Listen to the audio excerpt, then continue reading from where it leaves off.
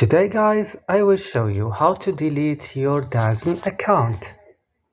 So open DAZN first.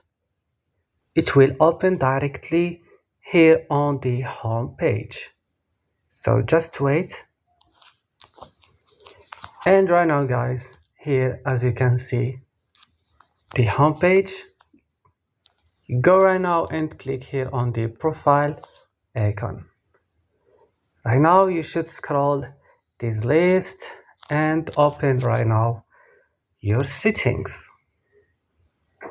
So after that, go to account settings, delete account and click. And read this. Are you sure if you delete account you will miss all the big moment on the page, these shots? Yeah, and click yes, delete account, and that's all guys. I hope this video was helpful. Don't forget to like and subscribe, and bye.